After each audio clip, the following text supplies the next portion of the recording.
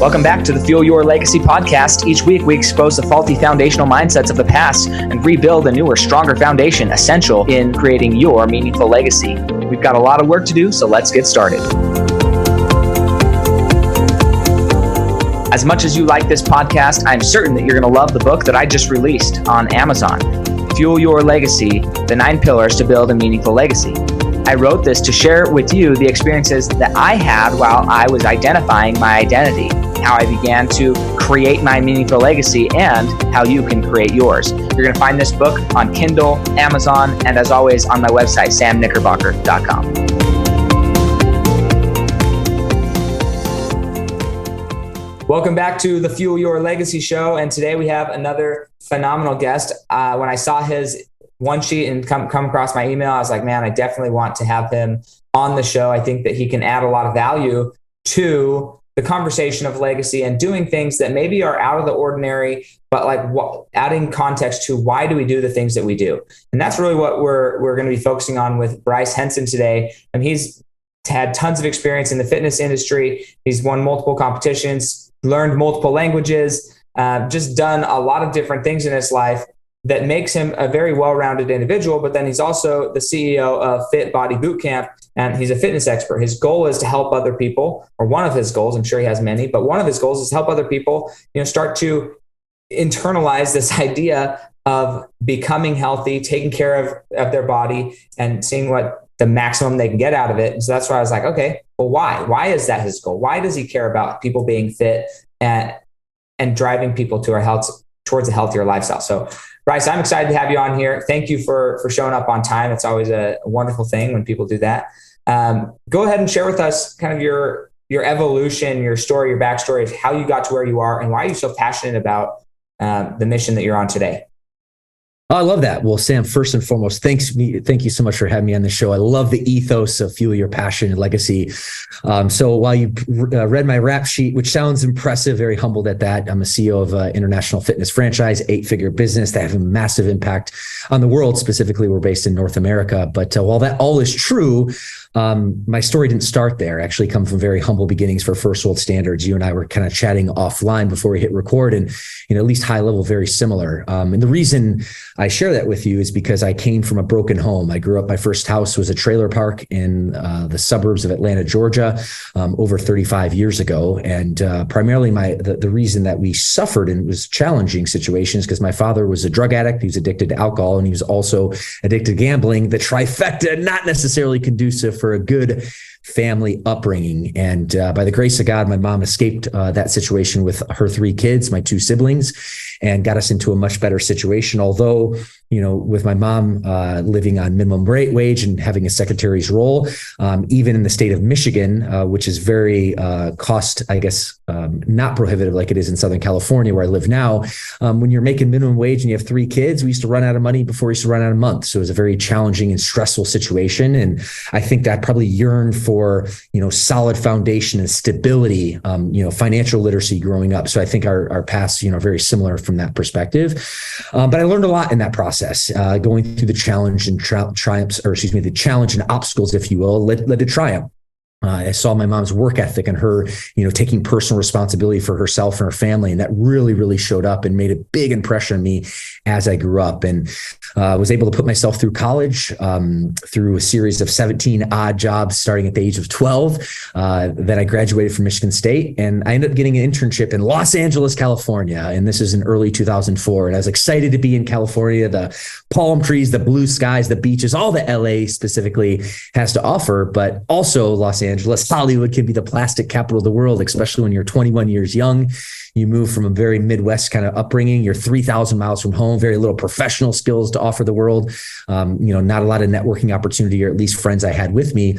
But if you break it down, Sam, the foundational pain point I was experiencing, I didn't have fitness in my life. I didn't have energy, enthusiasm, confidence the way I do now. And I lived that way for a couple years, transitioning from Los Angeles to Los Angeles. And then until a fortuitous situation happened. One of my best buddies from college moved out west, and his name was Adam. And Adam was my first fitness mentor. He had the 6-pack abs, the glistening muscles. All the girls loved him. I certainly looked up to that.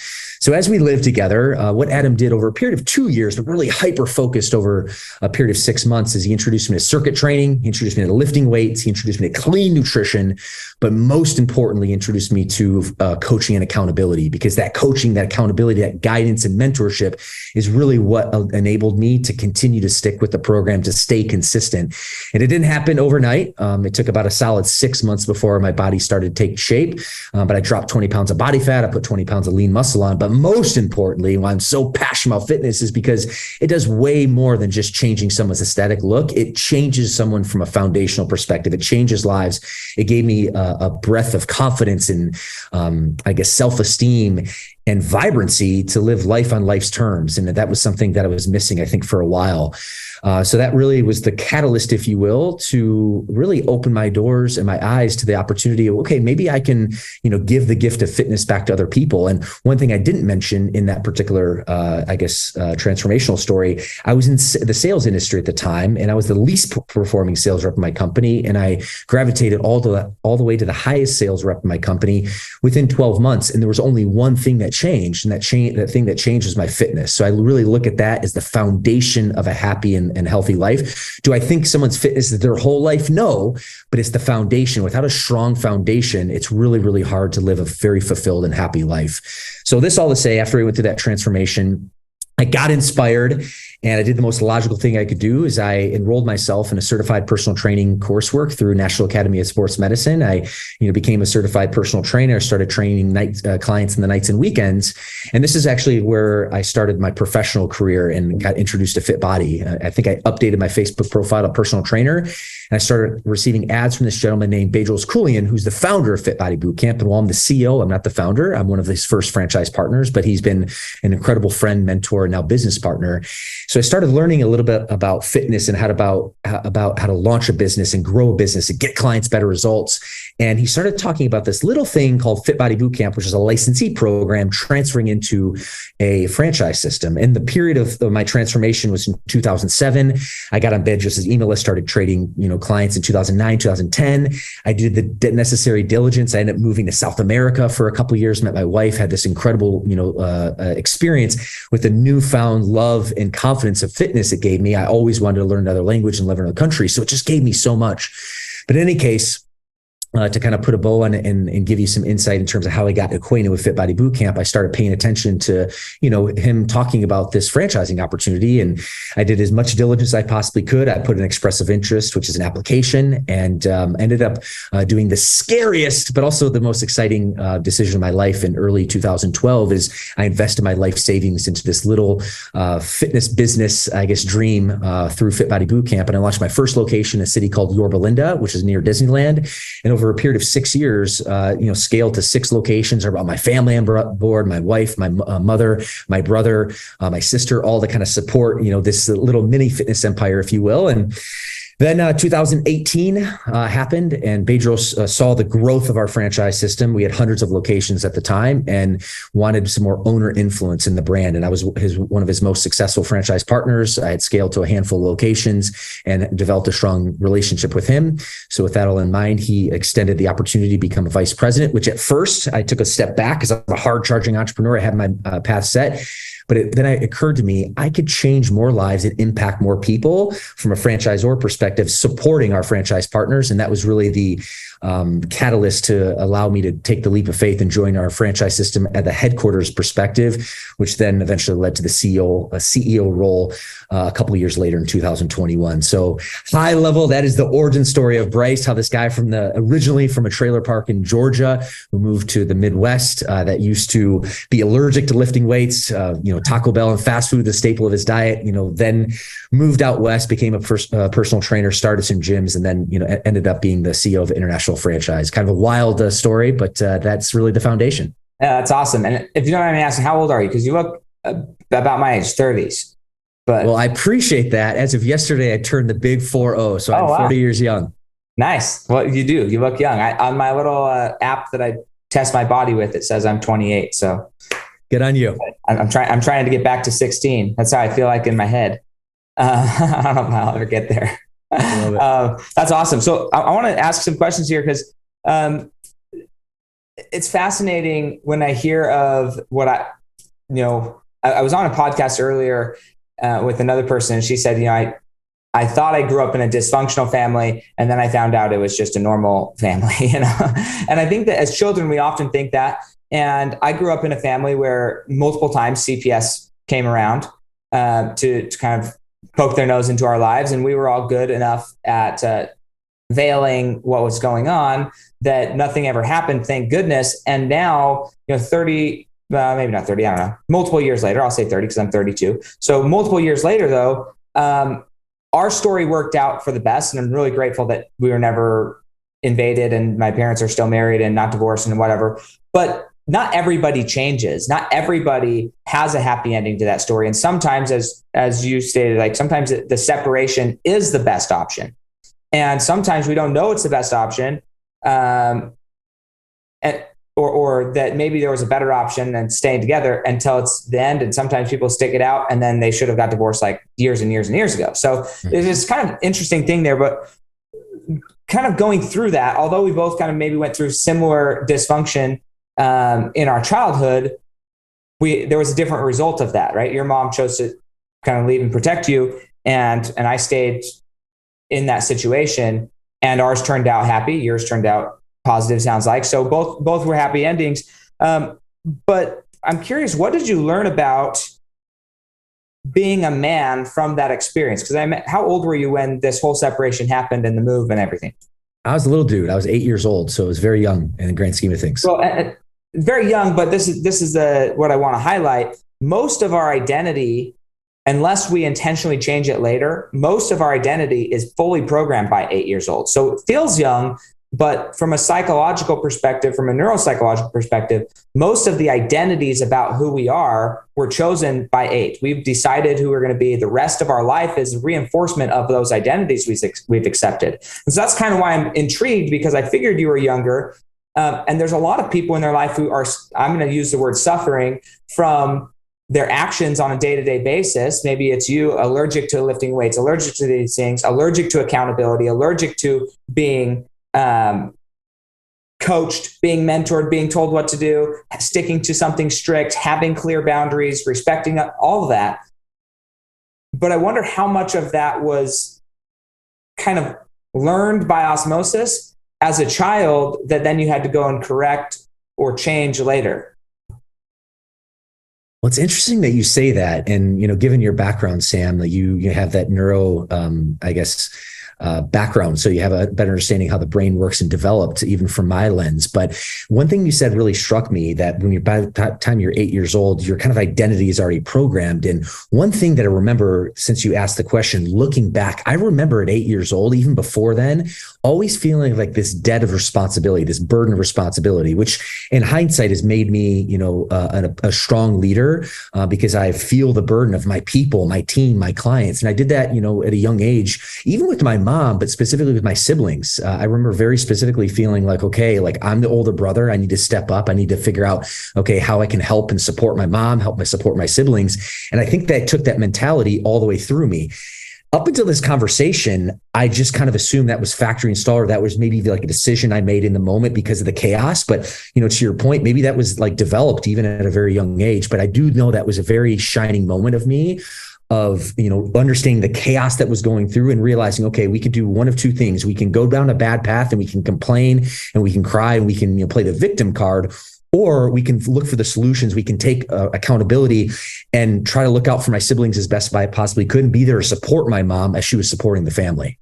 So yeah, if you can bring us to that moment, like, I don't know if you remember the specifics of like, where you, I know for me, I had a very coming to myself moment, just like you, like you're describing. I'll describe mine. But I wonder how much specificity you could get into, like, where were you? Because for me, I grew up in a house where you didn't know if your parents were going to be happy or sad that day, and if they were going to be abusive or not abusive that day. And so for me, I took it upon myself to, hey, I'm going to become the enforcer. I'm going to become the person who makes sure everything gets done. That way, none of us get beat, right? But in doing that, my only real evidence of leadership was my abuser, right? And so I ended up kind of embodying that type of leadership to protect my siblings, but then I was doing the same thing.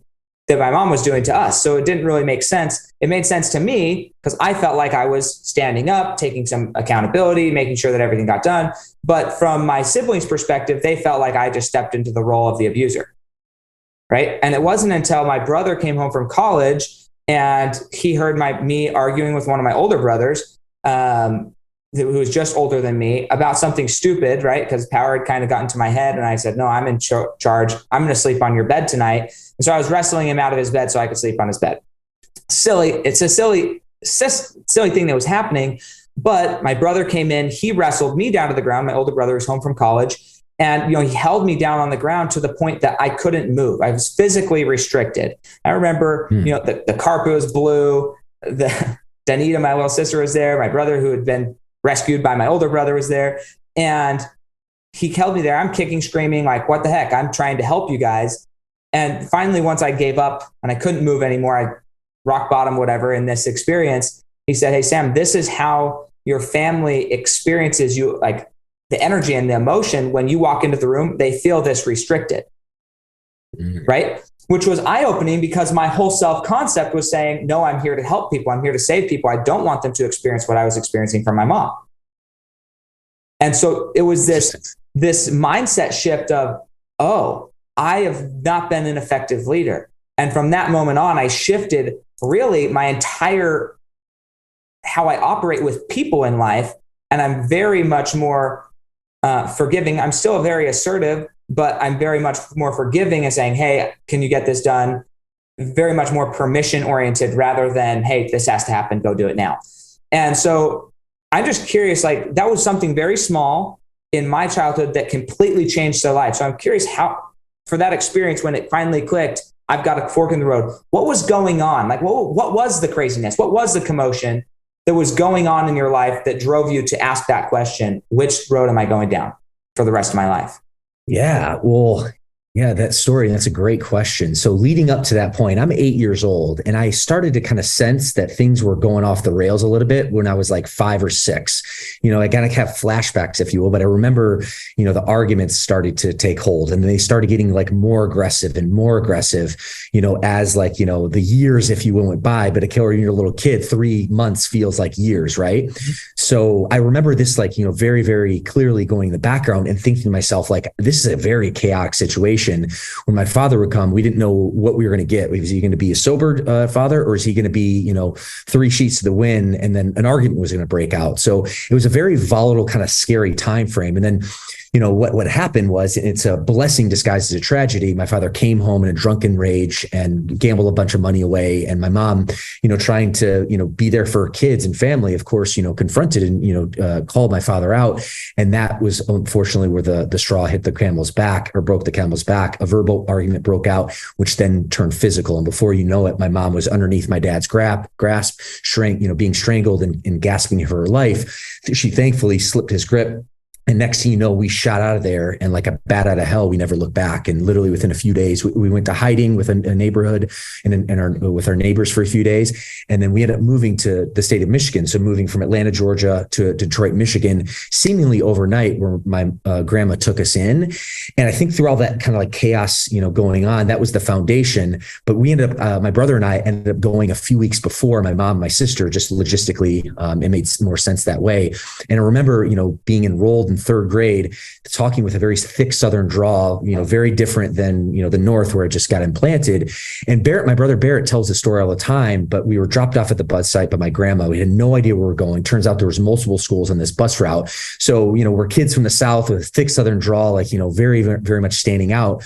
And we almost got dropped off at the wrong school, but I, kind of took control of the situation, asked the bus driver, and it turns out he's like, no, we're going to a different bus or a different school. So we stayed on the bus for a little bit longer, got dropped off the proper school. But I remember walking in, my brother tells this, and we were both like super scared. I was, scared. He was scared, and trying to find out, where exactly we needed to go. And I remember walking up to the 1st grade, reading the names where my brother's name was listed there, and then going up and walking in front of the teacher and making sure that I connected with her, introduced myself, introduced my brother, and then also confirm what time I need to pick him up, and then turn to my, brother as well and told him, okay, at 3:00, Barrett, I'm going to come pick you up.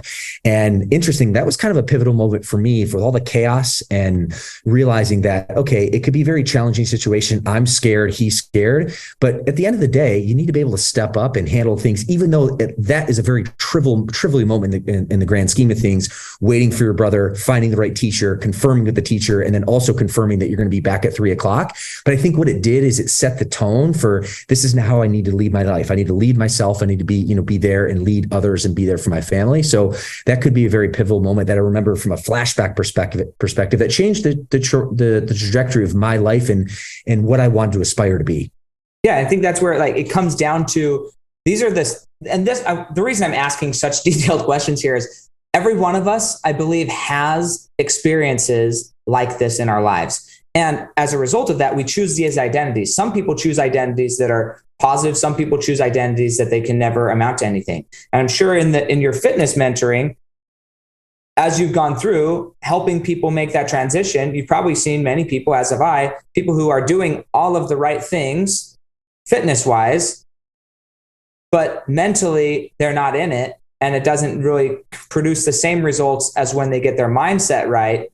Then things start to happen more quickly because there's intention, there's focus, there's a belief that something can change, rather than oh, I'm doing this because I have to, versus I'm doing this because I have this vision of what I'm going to create. And those are micro things that understanding how to help somebody transition through that could be the difference of success or failure in a lot of people's lives, in all areas of their lives, not just fitness. Oh, totally. Yeah. So I want to ask kind of the next question then. So you're seeing this, you got to take leadership. You move out to California. Did you have any other sales mentors or anybody else in California before your friend is Adam, right? Adam, yep. Adam. Before he comes out there, was he your friend before he moved out there, or did he just move out there and you became friends? We were friends in college. We weren't best friends in college, but we were friends. And moving out west when he, came out a couple of years after me, he's 3,000 miles from home. I had laid, a little bit of foundation already. So, birds of a feather flock together. We, connected. And that's when our friendship, took off. But to answer your direct question, when I first moved out to LA, I was mentored, thankfully, by an incredible entrepreneur. The company I worked for at the time, was based in San Francisco. And this is before COVID and remote working was a thing, but I had a home office based in Los Angeles. And I used to run a career development program for college students. My function in the position or in the company was a salesman. I would recruit the students to join our program. And I was also recruit the employers to make them match, to be able to, set them up with an internship. So my functionality is a sales position, but being in Southern California, our program was based in LA. So I had the opportunity, connect in, different companies in the entertainment industry, the finance industry, et cetera. So my initial mentor and the entrepreneur of the company was 6 hours by car. However, he laid a really, really strong foundation for leadership, for visionary, and then really, cut my teeth on the sales industry, which became a really, really valuable skill set that I've been able to, take with me to this day. Sure. And so what I want to, and thank you for that, to kind of set this next question up. So you see this, your friend being a loose term, birds of a feather flock together. And he shows up and he's this dazzling, ripped, chiseled, beautiful human, tanned, oiled. I'm just kidding. I don't know. I haven't seen a picture, but probably, right? He's just like something you saw from where you were. You looked in the mirror at yourself and you looked in the mirror, or you just looked at him and you start wondering something.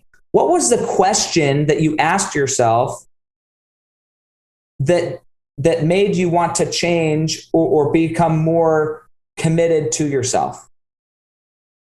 It's an incredible question. Very thought-provoking, because it's interesting, like human nature, we just go through life, but very few times do we actually take a step back and examine what was the fabric of that decision. For me, what I really admired about Adam, first and foremost, it was very easy to say his work ethic. And I've always had a strong work ethic, but really seeing him in the trenches, work out, lift weights. In fact, in college, we used to play pickup basketball. And then after the basketball game, Adam would go lift weights after that, which was just incredible. And I noticed that, but I didn't really, become apparent until we moved together, and seeing his work ethic, getting up really early. He's an engineer for a construction company, still is to this day. So his hours were really, really early. So I started to model that. It took me about 6 months to start modeling that. Then I started, to model his work ethic in the gym, his work ethic from a nutrition perspective. So I gleaned a lot of that. And that was the very first thing that I knew or I discovered. But the topical kind of result of that was just he glowed, man. He just had, a sense of confidence and,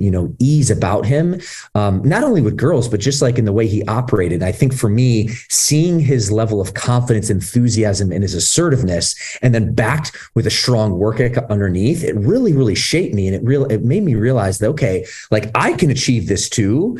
But I got to be willing to put in the work. I got to be willing to put in the reps. And I also got to be willing to ask for help. But if I do those things, Adam's an incredible soul, some guy that I really admire and adore to this day, but there's nothing superhuman about Adam, with the exception of he has a quality and characteristics. He earned that trait that I want, and he's put in the work to do that. And I think that was really, really, it shaped my mindset early on from us living together. And how long were you in the sales career type situation before Adam moved in? I was there for about 1.5 years, close to 2 years, but I would be 1.5 years before we lived together. And so I was 18 months in my sales career. And then the following 12 months, I became the best sales rep in the company. Yeah. I think it's key to understand, like you had 18 months of doing the job, right? And so many times we have people who come into our lives and they're like, well, I'm doing it.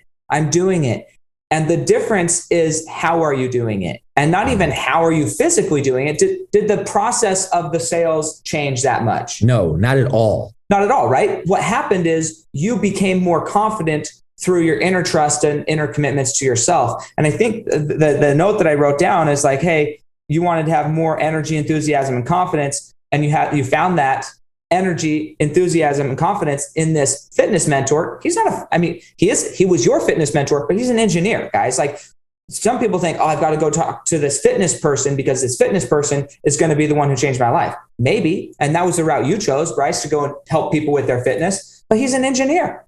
Mm-hmm. He's somebody who understands the mechanisms of success. And I think that's what we want to highlight. When you see something that somebody has, you might be shocked that you go up to an engineer who looks like he's always happy, or energy, confidence, enthusiasm, say, what's your secret at being the best engineer?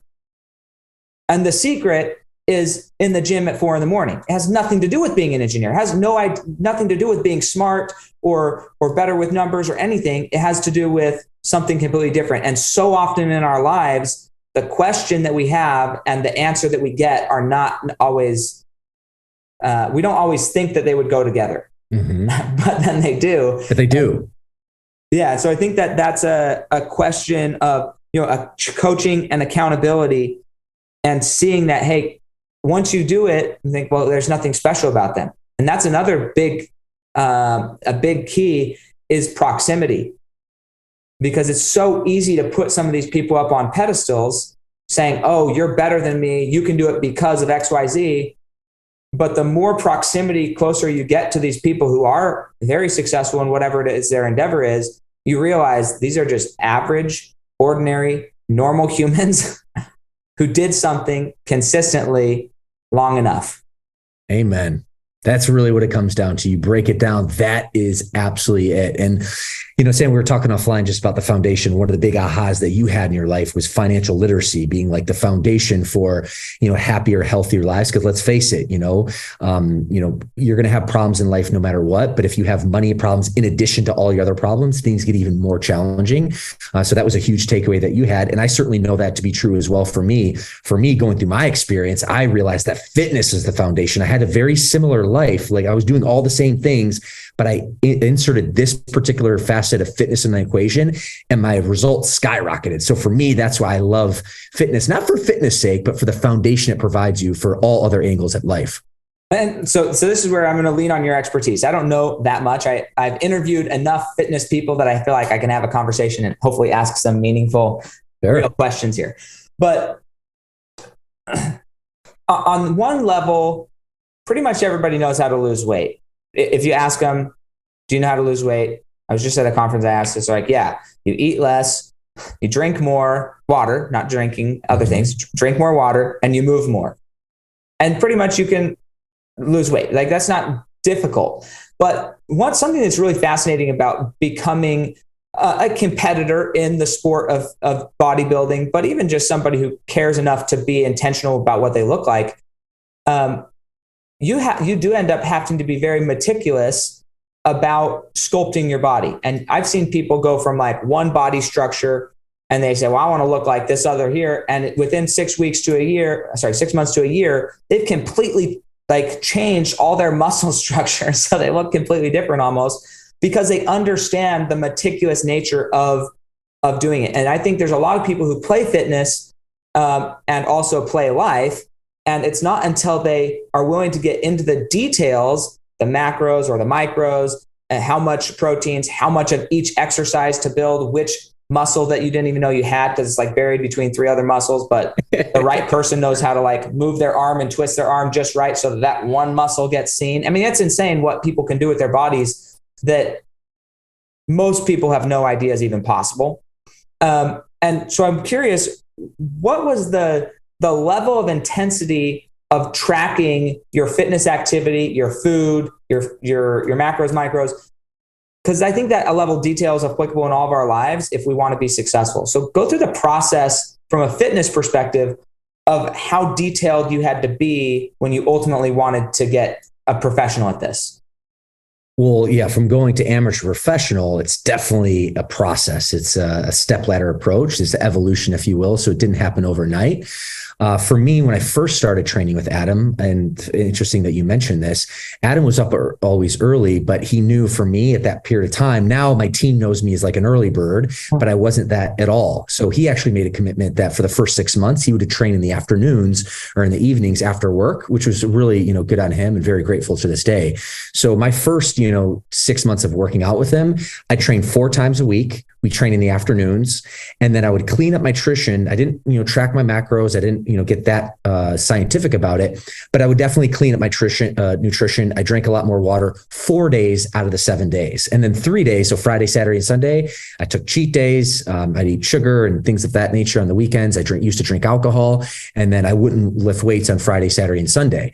Now I was 21, 22 at the time. So even that incremental shift from, putting away or stopping eating fast food for 4 days of the week and then starting moving and then starting drinking water, even that shift gave me a result, which is great. And I always like to say consistency compounds. So that was like the first stage of my transformation. And then once I started building that muscle, I was like, oh shoot, why don't we then, the latter half of the first year, I started incorporating a 5th day at the gym. So then I'd go Monday through Friday and then, stop fast food 5 days of the week instead of 4 days of the week. So again, making an incremental improvement. And then about a year later, I realized, Adam wanted to revert back to the earlier schedule. And then I realized if I got up early and I trained with him, then it would give me so much energy and enthusiasm to attack the day that I made the shift in year 2 to only start working out in the mornings. And then later that year, I started adding a 6th day at the gym. So I share this with you just so you can see that, if you're listening to this, and whether it's fitness, whether it's business, whatever skill that you're trying to acquire, it's important to do enough work at first to blast through the inertia. Because if I just started doing like 1 day a week, and I, still ate fast food 6 or 7 days out of the week, I probably wouldn't have done enough to get a result. So I think there's something to be said about you need to be able to create some momentum to get that first level result. But then in the famous words of Tony Robbins, motivation equals success. So if you are start gaining traction in terms of, let me rephrase that. Progress equals motivation was the quote that I was using. And once you start getting a little bit of progress, then you will intrinsically become more motivated. And that's a classic example for me. I made the commitment, started training 4 days a week with a mentor, and I started seeing some success, just enough so I could blast through the momentum and the inertia. And then from there, I started seeing progress, and that increased my internal motivation, where then I started adding on. So then you take that over a period of a decade, and now my fitness regimen, I'm a super dialed in guy. Like I train 7 days a week. I'm not crushing 3-hour workouts on a daily basis, but I'm getting my 40-minute circuits in, making sure I track my macros. So it's definitely been an evolution, and I think that's a really great analogy for whatever you're trying to whatever skill set you're trying to acquire in life. Yeah, I love it. The mention of like, you have to do enough inertia just to get the ball rolling. So many people come in, I'm just going to do a little bit. I'm going to dip my toe in and see if this works. It will never work, right? No. You have to do enough to get the ball rolling. And once the ball is rolling, it gets exciting and you want to do more. It's not like, oh, you mean you work 7 days a week, or you work 6 days a week, or you don't eat sugar anymore. And you're like, I don't want to. It's not like don't eat sugar, but like I don't want to. So it's that type of thing that it's hard for people to comprehend. But something I want to highlight there that, as you were talking, I was thinking the unintended consequences, the things that you learn from this process of, okay, I'm going to work out 4 days a week and I'm not going to eat fast food. Maybe something that's unintended that also is really powerful is both the statement of what I am doing, even if it's about fitness, or it's about, hey, I'm going to read my business plan, or I'm going to read affirmations every morning, or whatever. Like, I'm going to do this, and then you do it. So that's one side of it. The other side of it is, you mentioned you used to drink and then you stopped drinking. Mm-hmm. When you change your life, I say drastically like this, but over time, you get put in situations where you get the opportunity to say no to people. And you learn what a hard no is and what a hard yes is for yourself, and how that feels inside your body. And anytime you make a change, when you say, I'm not going to do that anymore, all of your friends, everybody still believes that you do that. And so you have to say, no, I don't do that. No, I don't do that. No, it's not just this time. No, I'm not doing that anymore. No, I'm not doing that anymore. And learning to say no is a super powerful thing in our lives. I think that gets overlooked. I know for me, when I was slimming down for my health, just because I wanted to, my friend told me, the body you go into your 30s with is what you end with. And I was like, oh, geez. So I was up at like 190. I was like, I got to just cut some weight then. But like this thing, like, okay, once you decide, hey, I'm not eating sugar anymore, it's hard for like the first 2 weeks. But then once you've told everybody that you don't eat sugar anymore, then it stops coming up. Mm-hmm. Right? You have to stop doing that. But I think the power of learning to say no, like, how did that translate? Learning how to say no to some things and yes to other things. How did that translate into your sales career of understanding what's a real no and what's a real flimsy, if I keep pushing, they're not solid on that no? Yeah, that's a great question, especially as it pertains to sales, because I think in sales, it's a numbers game. It's a volume game. And this is why, like, you got to be healthy. You got to be fit. You got to feel great. You got to have some confidence. You got to stack wins in your life in order to be a salesperson, because you're going to get, at the end of the day, even very successful salespeople get rejected more times than they don't. One thing that you talked about was, the guarding your time and making sure that you only say yes and the right things. And that's really, really important, as you're able to lead yourself and then lead your team and lead your company. I always look at it from the perspective that no matter what, you're saying a yes and a no in both responses. So if you say, yes, I'm going to go to the gym today, what you're saying is, no, I'm not going to be lazy. I'm not going to eat bad food. So at the end of the day, there's an opposite no on the back end. If you say, yes, I'll take the interview. Yes, you'll take the time, or yes, we'll go to coffee. At the end of the day, you're saying no to maybe something else that was actually priority. So saying no on the front end is hard. And there's a social stigma to it, because again, human nature, we're tribal beings. We want to help and connect. And that's why if you do have to say no to someone, it doesn't feel that great, but it's really, really important to understand what's the biggest value and drivers in your life. And you have to protect that time. You have to protect those drivers, because if you say yes to something that's trivial, then what you're saying no is to something that's important. So that's really, really important, not only from a leadership perspective, but also, to your point, from a sales perspective, as you continue to move forward in your career. Well, and I would say that sales is leadership. You're leading those individuals to do better. I mean, I have 3 kids now, a 6-year-old, 4-year-old, and a baby. And congrats. Yeah, thanks. It's a blast. But it's been interesting as I've been improving my leadership skills in my business side, and I've been going to more leadership conferences and really trying to level up my my mindset and how I operate on that side of the equation. And simultaneously, my kids are getting older, so I'm able to have a better conversation with them and actually reason with a 6-year-old, which is, it's not always the easiest, but it's a lot easier than reasoning with a 2-year-old. Okay. Sure. And so I'm getting this, and my kids are being more, I'm enjoying my children more as I'm able to really see some of that programming starting to kick in. Some of that, hey, we went through this a lot when we were kids. Now that programming is kicking in and they're making good choices. We were at a restaurant the other day, and earlier in the day, we had a conversation with my child about protecting his younger brother, making sure that he's okay, because we were a bunch of cousins and there's mayhem, all the kids fighting. So we're like, hey, you need to protect, you're the older brother. You are responsible for him. Well, then the lights go out in this restaurant. Why? And they were just like, it's normal. It's the weirdest thing. But the lights go out, no windows in the restaurant. And so the first thing he did was he came over to us and said, hey, where's Quincy? I want to make sure somebody's with Quincy.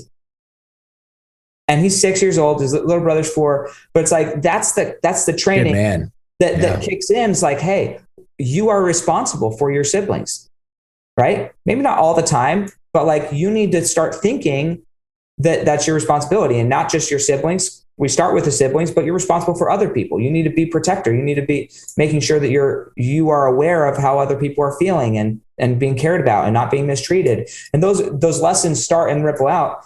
But I think that as I've learned leadership skills and sales skills, it's very fascinating to be applying them into my own family and into my own children and seeing how that translates. And I think that the leadership or the sales skills, you're leading your client or your whoever into success for them, right? An ethical salesperson is going to identify what's going to be best for this person and then gradually walk them through the process so that they believe it's best for them as well.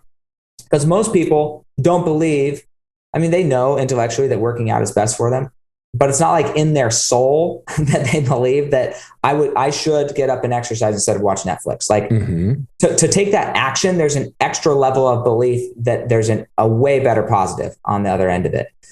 So I'm curious, how do you help lead your clients now? Because now you're the CEO, so I don't know how much like individual mentorship and coaching you're doing to actual fitness clients versus not as much anymore, for sure. Yeah, but now your client is a franchise owner. Now your client is, and it's the same process. So talk to me about how like you use what you learned in either sales or in fitness to now turn around and mentor the mentalities and the thought processes of these people that you're leading.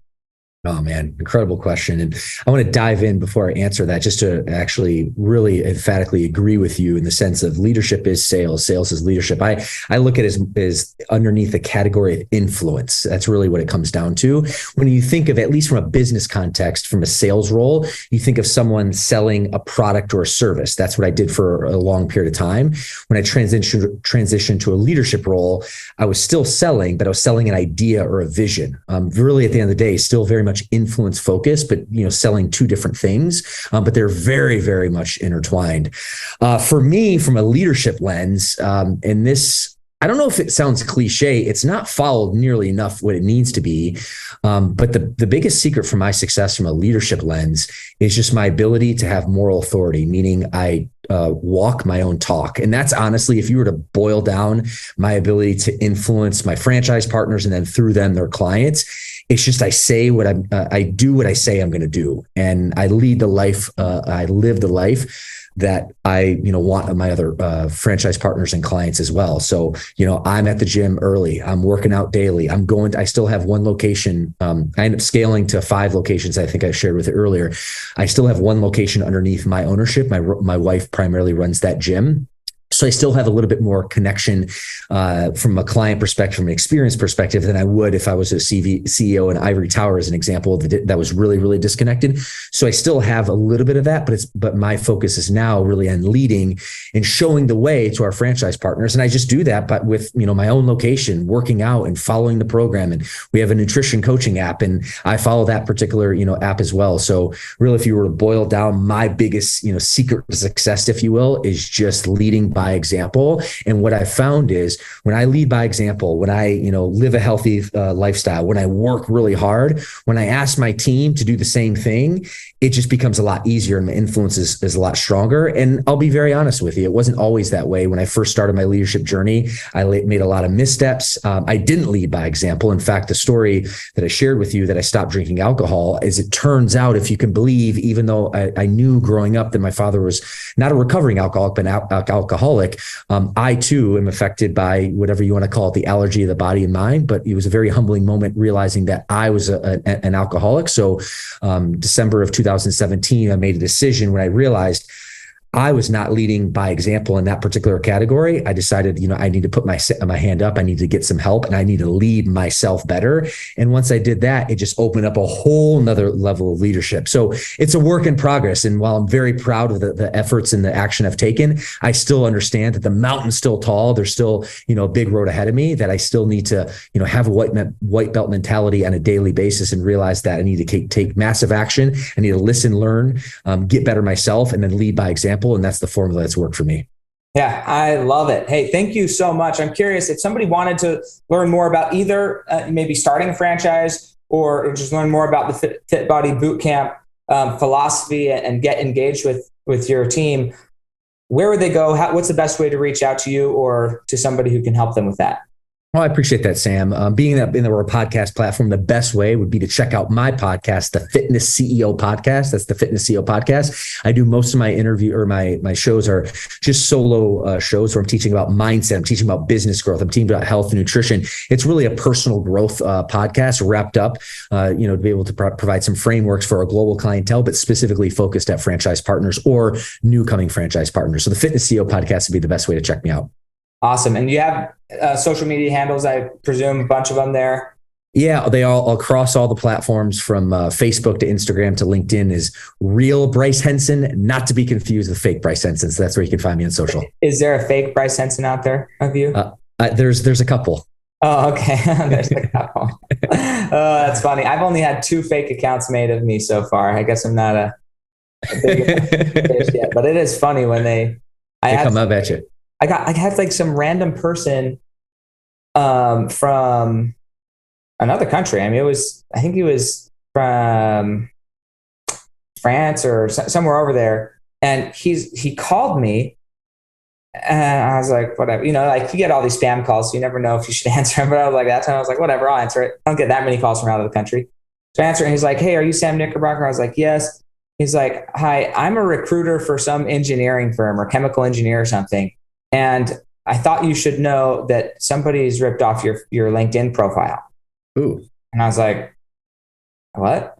He's like, yeah, this is the guy's name. So I go search the guy's name. Sure enough, it's got my picture. It's got like stuff about my family. And I was like, but then they had changed all of their work expertise to match this chemical engineering thing. Anyways, I was like, what gives? I mean, that's so random that somebody's ripping your stuff. Anyways, I don't really care, but it was really funny. And I also thought it was funny that this random guy called me off my phone number that was on LinkedIn to inform me that somebody had scammed my profile. Anyways, so just like, good. You got to watch out for the fakes out there. That's why I bring it up. So no, that's good. Cool. Well, hey, I appreciate you coming on so much and sharing your light, your knowledge. Now you get to glow, and that's incredible, right? You have the energy, the enthusiasm. I've got to figure out how to get these videos on YouTube because this guy is all in, talking with his hands, his face. He's all in, and we need more people like that who are all into what they're doing. I was on a call last night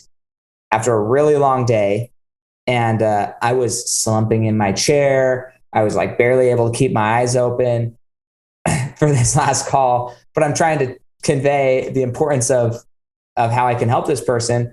And thankfully Zoom, you always can see yourself in Zoom. So I'm seeing myself. I'm like, nobody wants to listen to me right now. And I know this is so stupid. So I'm like, okay, shot of energy. And the whole call shifted gears and it ended up really positive. But it's like how you show up and the level of your like intensity, enthusiasm of your voice and what you're sharing and how excited you are about it. That matters way so much more than we think it does. And I think to be aware of how you're being perceived maybe you're not even being perceived that way, but how your energy and your body affects yourself is the major win. Especially when it comes to fitness and being intentional. So totally, it's everything. So I couldn't agree with you more. Yeah. Well, hey, thank you so much. And we will catch you guys next time on the Fuel Your Legacy Show. Thanks for joining us. If what you heard today resonates with you, please like, comment, and share on social media. Tag me. And if you do give me a shout out, I'll give you a shout out on the next episode. Thanks to all of those who've left a review. It helps spread the message of what it takes to build a legacy that lasts. And we'll catch you next time on Fuel Your Legacy.